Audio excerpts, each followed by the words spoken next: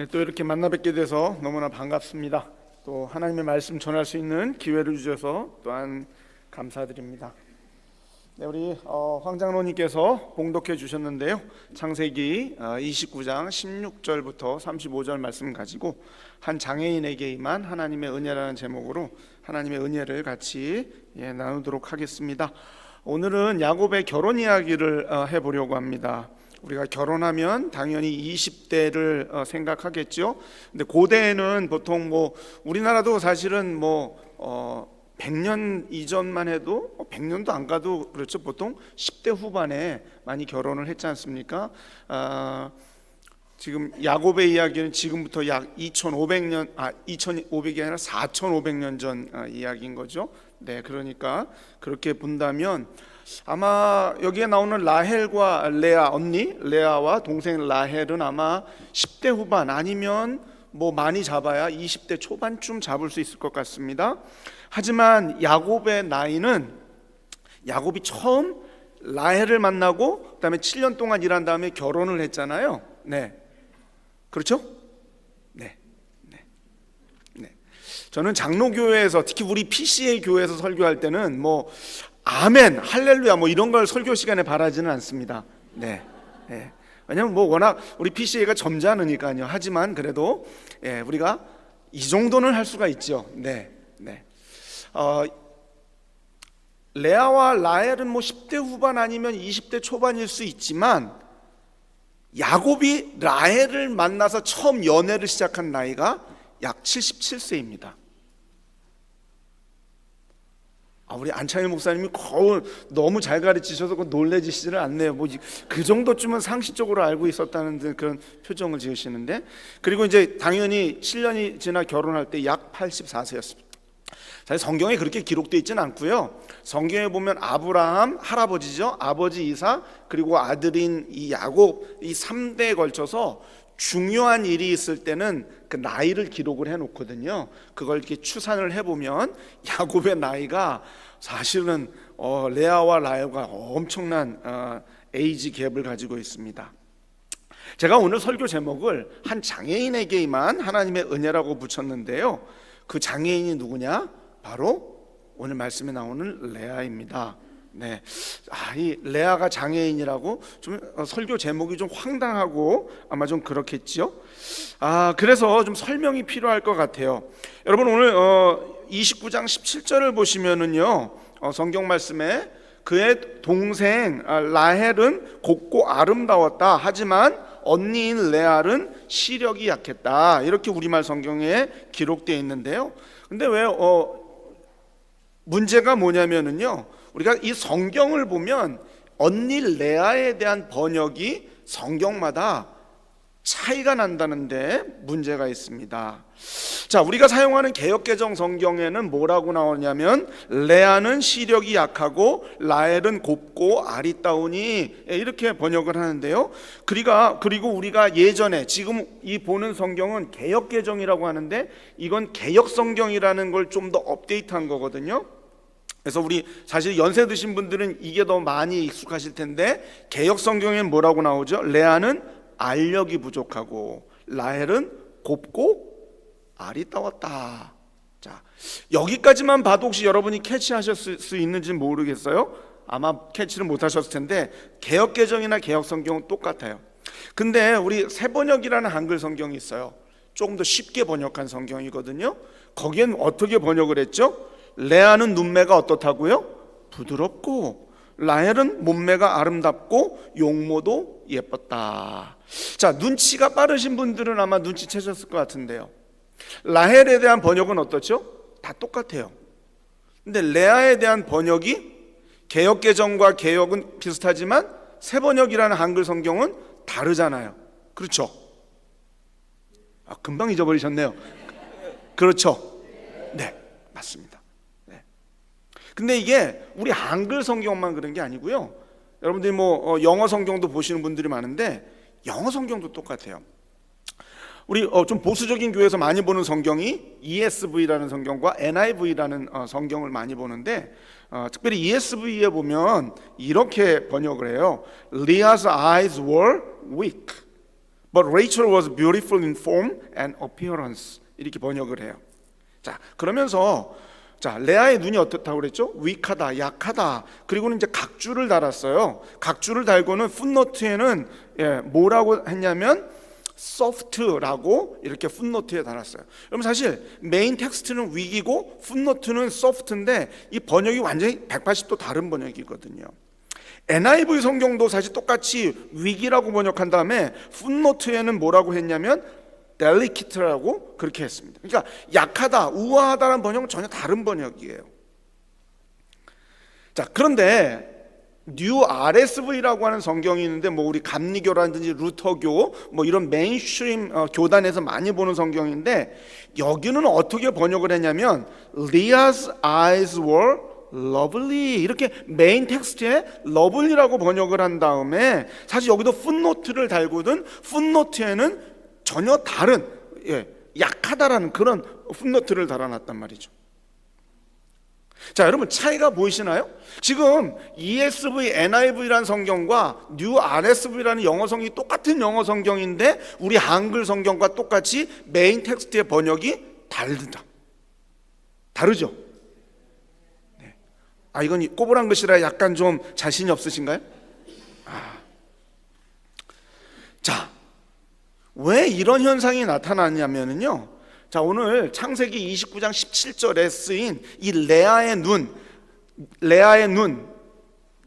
눈이 약하다. 뭐 우리 개역개정에는 알력이 부족하다. 이 쓰인 히브리어 단어 때문에 그래요. 이 히브리어 단어가 문맥에 따라서 정반대의 의미를 갖는데 레아의 눈에 쓰인 단어가 히브리어로 라크라고 하는 단어인데요. 이게 참 재미있는 단어입니다. 뭐 500번, 100번 이상 쓴 게 아니라 제 기억으로는 아마 30번까지는 안 되고 20 몇 번 쓰인 것 같은데 문맥에 따라서요 약한, weak, 나쁜, bad이라는 의미로 가질 수 있고 어떤 문맥에는 정반대로 뭐 부드러운, 우아한, 뭐 soft, lovely, delicate 이런 의미를 갖는 겁니다. 자, 여러분 재밌잖아요? 한 단어가 문맥에 따라서 완전히 180도 다른 의미를 갖고 있다는 거예요. 제가 예를 들어 드리겠습니다. 자, 이 주일 아침부터 성경 공부 분위기인 것 같은데 자, 스크린 넘겨주시면요 창세기 33장 13절에 이런 말씀이 있어요.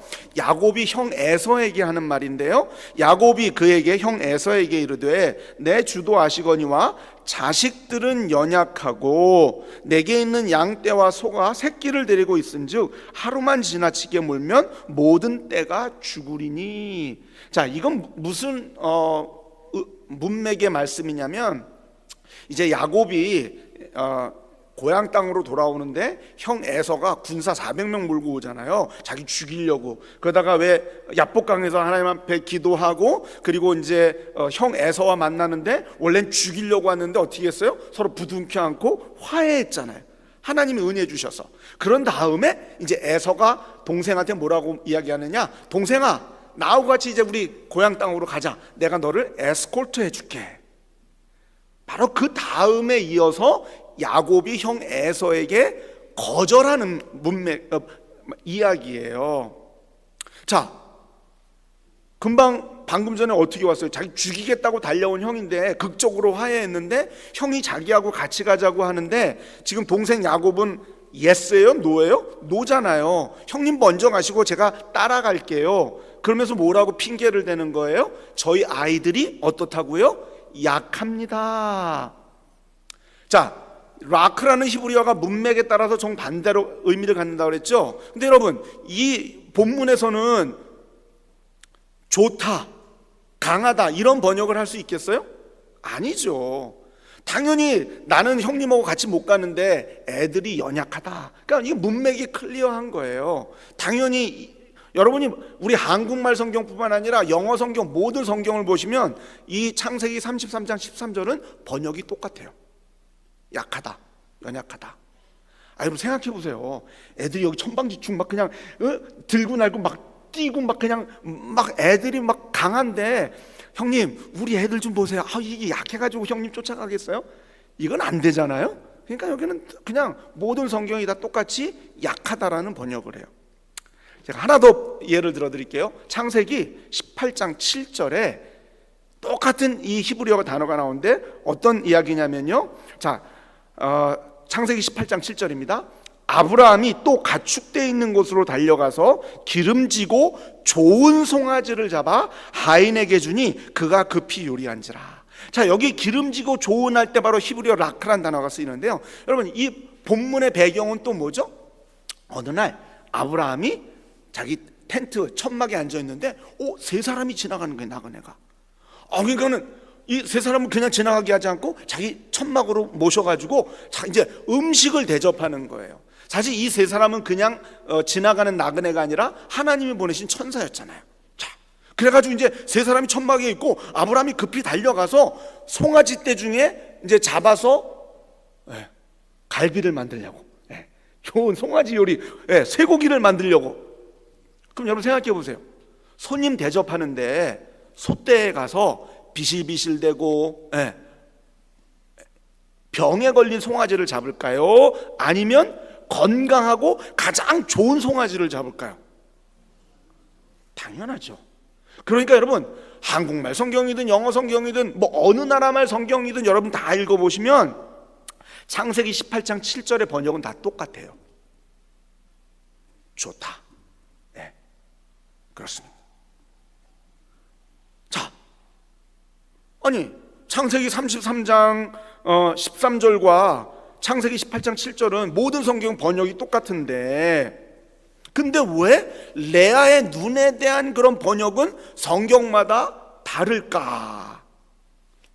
왜 그러냐면 여러분, 이 레아에 대한 본문은 문맥이 클리어하지를 않아요. 자, 여러분 성경 한번 보세요. 여러분 성경 가지고 계시면 창세기 29장 16절에 뭐라고 나오냐면요, 라반에게 두 딸이 있는데 언니의 이름은 레아고 동생의 이름은 레아다. 그런 다음에 뭐라고 이야기해요? 17절에 뜬금없이 그냥 레아는 눈이 이렇고 저렇고 라헬은 몸매가 이렇고 저렇고. 아니, 성경을 번역하는 학자들이 지금 히브리어에서 자기 나라 말로 성경을 번역하고 있는데, 아니 이 단어가 다른 데에서 문맥이 클리어해서 좋든지 나쁘든지 그렇게 번역하는데 문제가 없는데, 레아의 이 히브리어 본문에 딱 오면 막히는 거예요. 아니 뭐 문맥이 있어요 번역을 하죠 여러분. 뭐 언니의 이름은 레아고 동생의 이름은 라헬이라고 한 다음에 뜬금없이 눈 얘기하고 몸매 얘기하는데, 아니 도대체 이게 나쁘다는 거야? 좋다는 거야? 여러분이면 어떠시겠어요? 그렇죠? 아무리 구약으로 히브리어를 막 통달한 학자라 할지라도 이걸 어떻게 번역해야 되는지 도저히 자신이 안 생기는 거예요. 그래서 영어 성경들은 아까 보여드렸듯이 메인 텍스트에는 예를 들어 러블리라고 번역했지만 각주에는 정반대의 각주를 달아놓는 이유가 왜 그래요? 나도 자신이 없다는 거거든요. 자, 여러분, 한 가지 전제는요, 이게 이렇게 번역하든 이렇게 번역하든 맞고 틀리다는 문제는 아닙니다, 여러분. 그래서 예를 들어서 다르게 번역한 성경은 틀렸고 그 문제는 그 이야기는 아니라는 걸 먼저 전제로 한 다음에, 그럼 저는 제가 구약으로 히브리어로 박사학위를 받은 사람은 아니지만 그럼 저는 어떻게 번역할까? 어떻게 해석할까? 저는 약한이란 뜻이 맞는 것 같아요. 배시란 weak이라는 번역이 맞는 것 같아요. 왜요?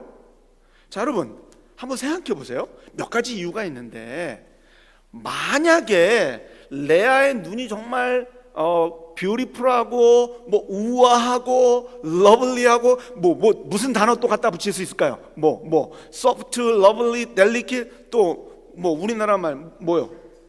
attractive? 예, 좋습니다. 장로님 좋습니다. 또 무슨 단어?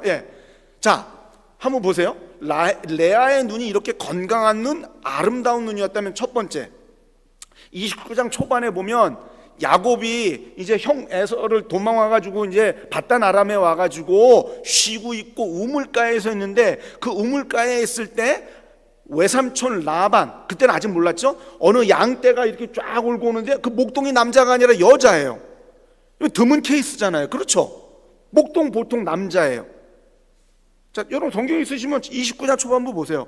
그 양떼를 몰고 온 사람이 누구예요? 라헬이에요.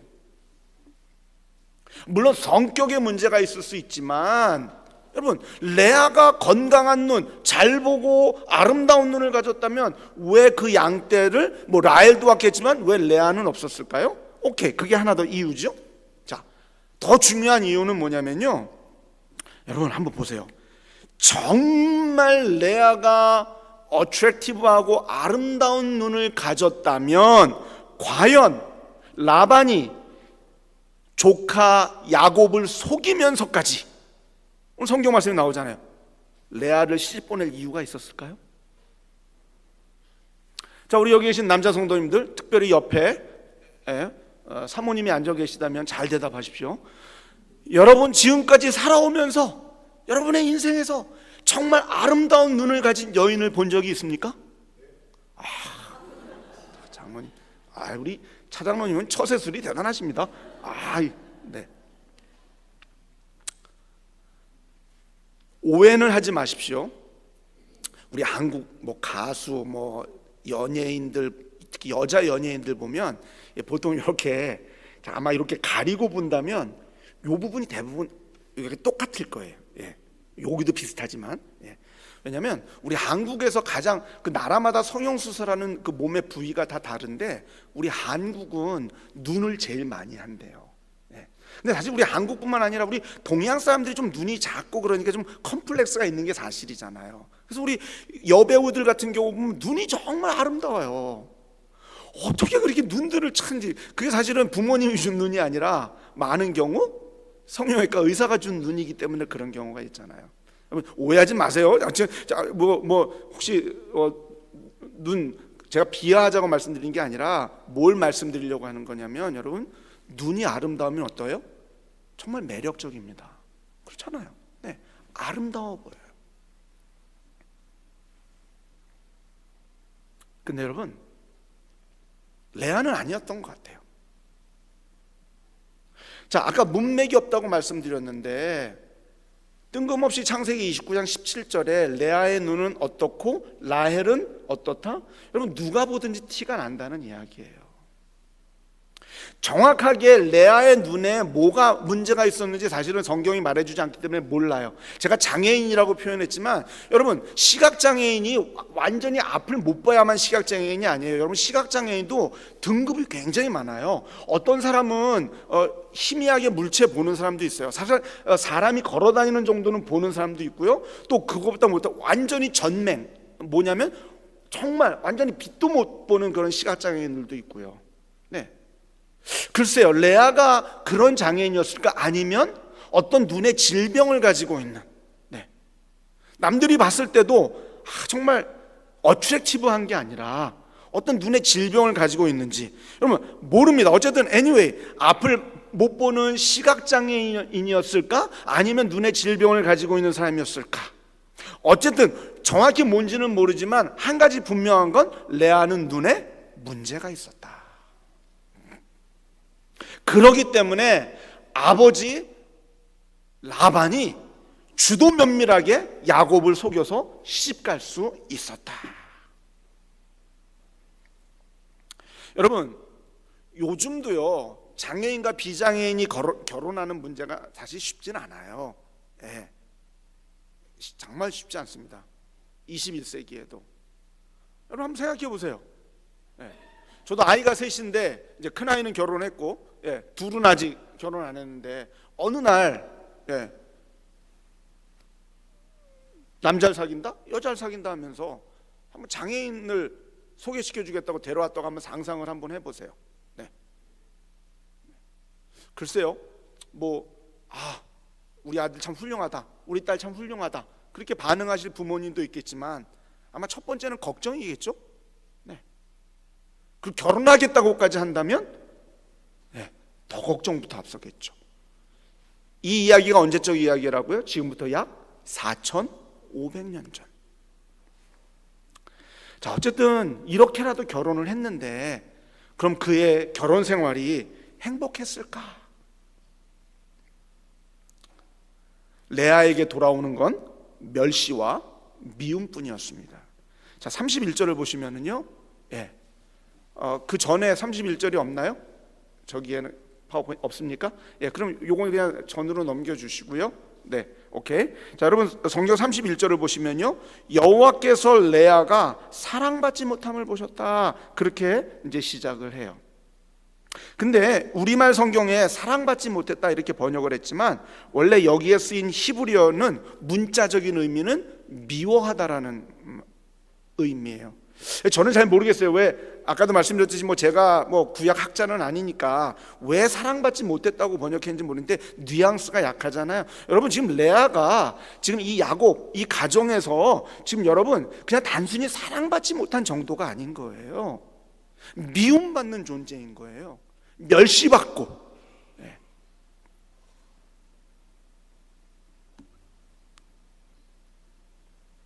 한마디로 레아는 가정에서 증오의 대상인 거죠. 아무도 그 가정에서 레아를 거들떠보지 않았다는 이야기입니다. 하지만 만약 레아의 인생이 여기서 끝났다면 아마 저는 오늘 이 말씀 그렇게 전하지 않을 거예요. 여러분 눈에 장애가 있습니다. 혹 질병이 있어요. 그런데 결혼 생활에는 행복이 아니라 남은 거는 비참함밖에 없는 한 여인이 있습니다. 근데 오늘 성경 말씀에 바로 이런 여인에게 하나님의 은혜가 임하기 시작합니다. 그리고 그 하나님의 은혜는 이 여인을 서서히 변화시켜요.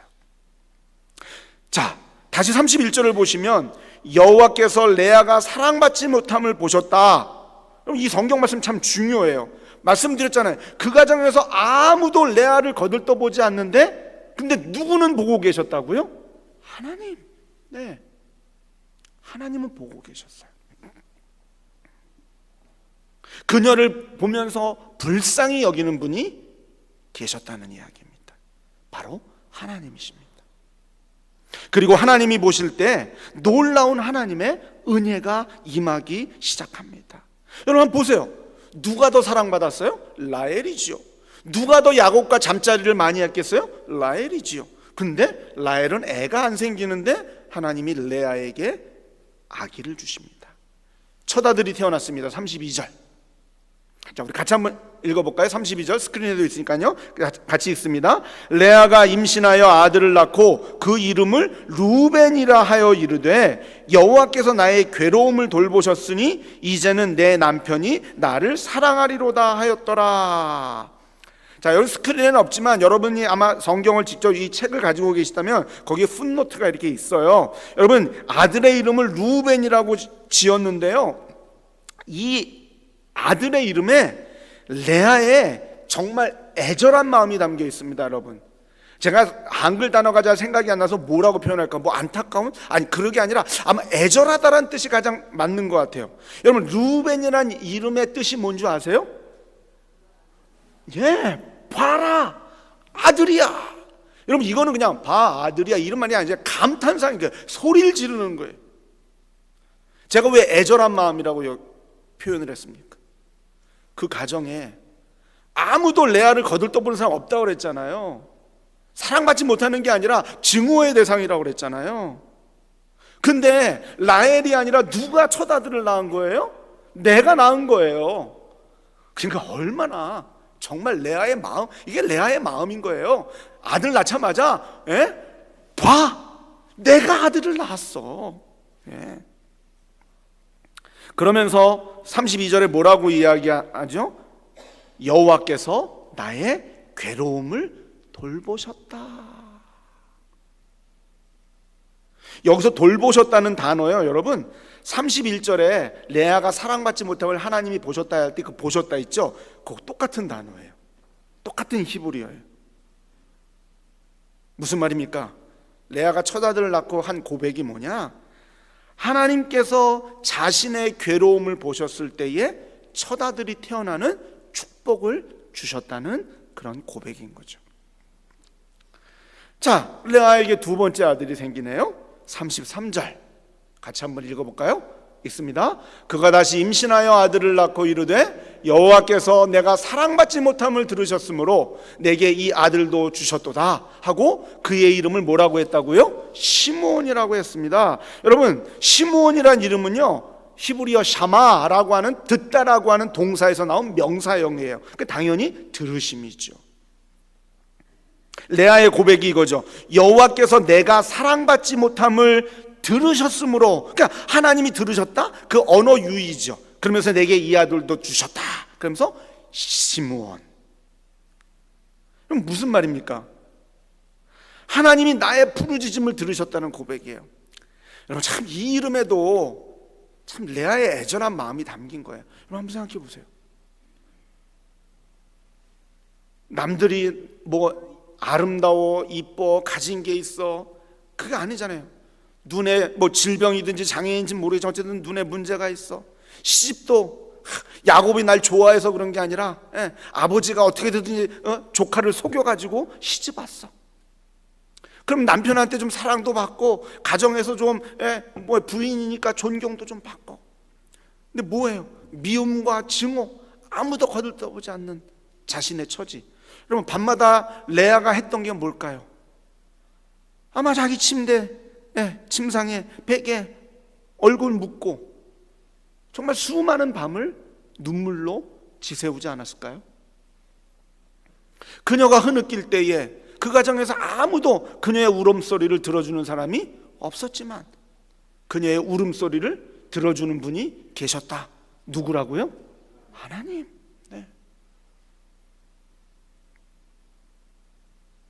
내가 고통 중에 울부짖을 때 이 세상 사람 아무도 알아주지 않아도 나의 그 고통의 눈물 소리를, 울음소리를 듣고 계신 분이 계셨다. 자, 이런 가운데 하나님께서 레아에게 세 번째 아들을 주십니다. 34절. 자, 이것도 또 같이 한번 읽어볼까요? 같이 읽습니다. 시작.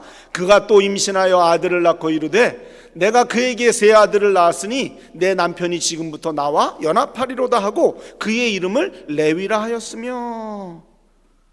아들을 셋씩이나 낳으니까 용기가 생겼을까요? 세 번째 아들에는요 레아가 자신의 소원을 담았어요. 자기 처지를 담은 게 아니라 소원을 담았는데, 자, 레위라고 이름 줬는데 레위라는 이름의 뜻이 뭐냐면 연합함이란 뜻입니다. 하나됨. 네. 그러면서 뭐라고 이야기해요?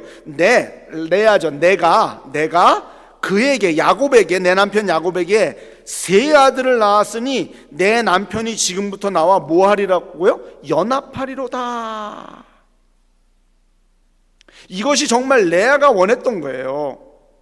단 하루만이라도 남편과 하나가 되었으면. 그래서 레위라는 이름 속에 여러분 그 소원을 담았는데, 근데 한번 거꾸로 생각해 보세요. 첫 아들이 아니라 세 번째 아들의 이 소원을 담았는데, 그렇다면 아들 셋 낳을 때까지 야곱과 잠자리 같이 했지만, 야곱과 한 집에 살았지만 야곱은 단 한 번도 레아와 하나가 된 적이 있다 없다? 없습니다. 네. 여러분, 이 비극 아닌가요? 이게 결혼 생활인가요? 그래서 셋째 아들의 이름을 레위라고 지은 거예요. 근데 여러분, 레아의 이 소원이 이루어졌을까요? 불행하게도 안 이루어진 것 같아요. 성경 보면 세 번째 아들 낳았지만 여전히 야곱은 정말 초지일관 줄기차게 라헬만 사랑합니다. 이런 와중에 레아가 네 번째 아들을 얻습니다. 35절 말씀입니다. 자, 우리 같이 한번 읽어보죠. 시작. 그가 또 임신하여 아들을 낳고 이르되 내가 이제는 여호와를 찬송하리로다 하고 이로 말미암아 그가 그의 이름을 유다라 하였고 그의 출산이 멈추었더라. 아멘. 넷째 아들의 이름을 뭐라고 지었다고요? 유다. 유다라는 이름의 의미는 찬송입니다. 찬송. 레아가 이렇게 말합니다. 35절. 내가 이제는 여호와를 찬송하리로다. 내가 이제는 여호와를 찬송하리로다. 예, 바로 여기에 하나님께서 레아에게 주신 은혜의 진수가 담겨 있습니다. 여러분, 레아에게 임한 하나님의 은혜가 뭘까요? 제가 오늘 한 장애인에게 임한, 제가 장애인 사역하다 보니까 사실은 다른 걸 붙일 수도 있겠죠. 왜냐하면 레아가 반드시 시각장애인인지 아닌지 확신은 못하지만 눈에 문제가 있으니까 한 병자라고도 할 수 있었겠지만 저는 그냥 레아가 어떤 눈의 장애를 가지고 있지 않았을까, 좀 불어하게 그렇게 봤잖아요. 어쨌든 anyway, 여러분, 정말 레아에게만 하나님의 은혜가 뭘까요? 그리고 우리도 정말 많이 하나님의 은혜를 구하고 찬양하는데, 여러분, 우리에게 임하는 하나님의 은혜가 뭘까요? 내가 경제적으로 좀 어려우니까, 내가 못 사니까 경제적으로 좀 잘 살게 되는 거? 여러분, 혹시 병 중에 계신 분들이 있나요? 내 병이 낫게 되는 거? 우리의 가정의 모든 문제들이 해결되는 거? 정말 우리의 기도의 대상인 우리의 자녀들이 정말 잘 되는 거? 네, 그것도 하나님의 은혜죠. 아니라는 말 아닙니다. 하지만 여러분, 하나님의 진짜 은혜는 뭐냐면요, 내 처지와 상관없이 나 자신을 하나님을 찬양할 수 있는 사람으로 바꾸어 주는 겁니다. 자, 레아는 남편의 사랑을 간절히 원했어요. 남편의 관심과 남편과의 연합을 원했습니다. 하지만 그런 일은 일어나지 않았습니다. 사실 레아가 원하던 건 어떻게 보면 하나도 안 일어난 것 같아요. 남편의 사랑도, 남편과의 하나됨도 없습니다. 하지만 이때 하나님의 은혜는 레아의 상황과 처지를 바꾸신 게 아니에요. 여러분, 레아의 네 아들 낳았지만 상황은 하나도 바뀐 게 없어요. 하나님은 레아의 상황과 처지를 바꾸신 것이 아니라 레아 자체를 바꾸기 시작합니다. 그녀의 처지가 어떻든지, 그녀의 상황이 어떻든지 상관없이 하나님을 찬양하겠다는 사람으로 바꾸어 준 것입니다. 그래서 레아는 비록 남편이 나와 하나가 되지 않았지만 이제 네 번째 아들을 낳고는 뭐라고 고백해요? 하나님을 찬양합니다. 하나님 감사합니다. 이것이 바로 레아라는 한 장애인에게 임한 하나님의 은혜입니다.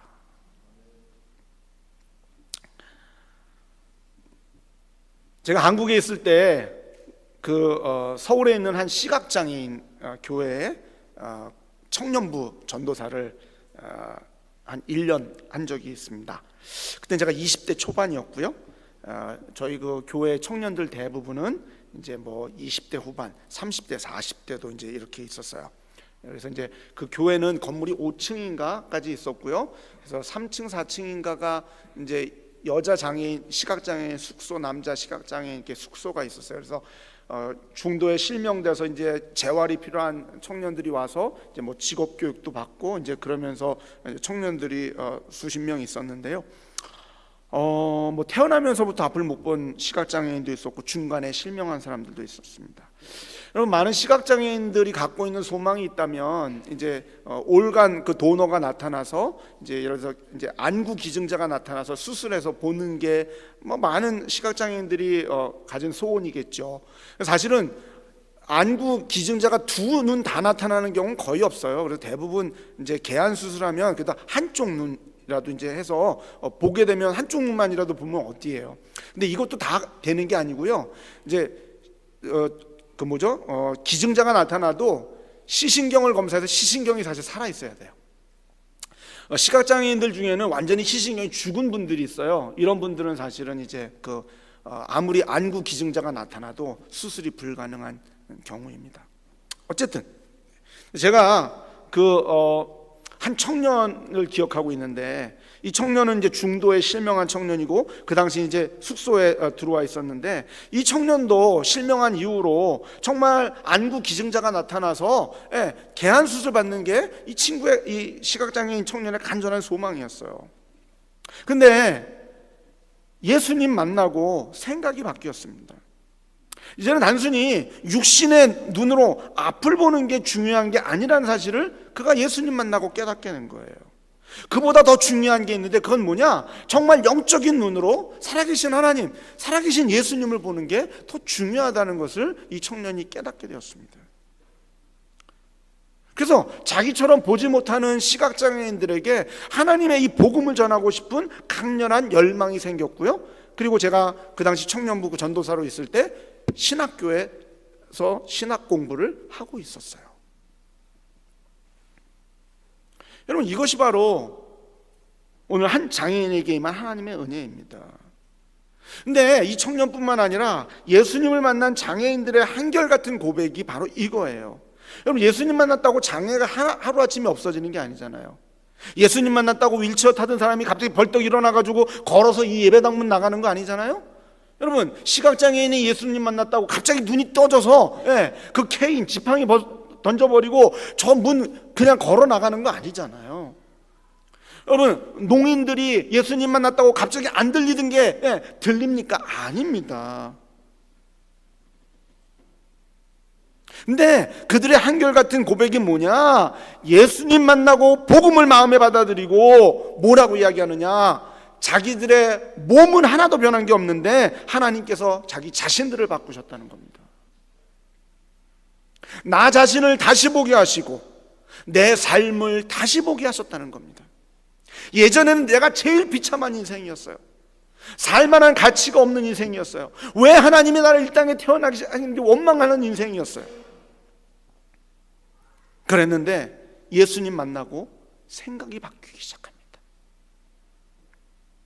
바로 내게 임한 하나님의 은혜가 나의 이 몸, 그리고 나의 인생, 나의 이 상황을 다시 보게, 새로운 하나님이 주신 은혜의 눈으로 보게끔 변화시켰다는 고백을 합니다. 사랑하는 여러분, 여러분은 어떤 은혜를 구하십니까? 어떤 하나님의 은혜를 체험하기 원하시나요? 혹시 지금까지 늘 기도하실 때마다 하나님 이것 좀 해주세요, 하나님 이 왼수 같은 내 남편 좀 바꿔주세요. 보통 보면 왼수 같은 아내를 위해서 기도하는 분은 거의 없더라고요. 여러분, 그런 거 아니에요? 하나님 내 처지 좀 바꿔주세요, 내 환경 좀 바꿔주세요. 혹시 이런 것만 구하지 않으셨나요? 그렇다면 여러분, 이제는 그게 아니라 하나님 내 처지, 내 환경 상관없이 나를 바꾸시는 하나님의 은혜가 충만하게 해주세요. 어떤 처지에서도 하나님을 찬양하고 감사할 수 있는 그 하나님의 은혜가 넘치게 해달라고 기도하시기 바랍니다. 눈에 장애가 있습니다. 눈에 질병이 있습니다. 그래서 불행한 인생을 살 수밖에 없었고, 그리고 가정에서 멸시받던 레아에게 하나님의 은혜가 임했습니다. 그리고 그녀의 삶이 변하기 시작했습니다. 물론 모든 것이 하루아침에 다 달라진 것은 아닙니다. 완벽해진 것도 아닙니다. 그러나 레아에게 임한 하나님의 은혜는 바로 새로운 삶의 출발이었습니다. 근데 여러분, 이 은혜는 정말 중요한 건 뭐냐면 레아에게만 있는 게 아니라는 것입니다. 바로 저와 여러분 모두에게 지금 이 시간에 임하고 있습니다. 사랑하는 여러분, 요즘 너무 힘드세요? 혹시 정말 죽을 만큼 어려우십니까? 꼭 기억하시기 바랍니다. 레아와 같은 비참한 인생 속에 있는 한 여인에게 놀라운 하나님의 은혜, 그녀를 변화시킨 그 은혜는 바로 여러분의 것입니다. 오늘 이 아침도 여러분에게 있습니다. 이 은혜 붙드시고 날마다 승리하는, 날마다 변화되는 그런 삶을 살 수 있기를 간절히 소원합니다. 아멘.